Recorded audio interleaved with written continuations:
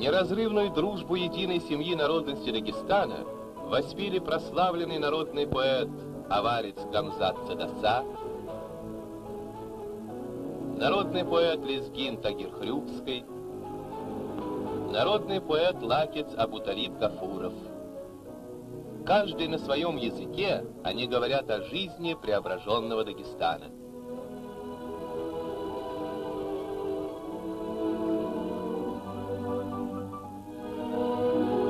Сотни книг и газет издаются на языках народности, населяющей Дагестан.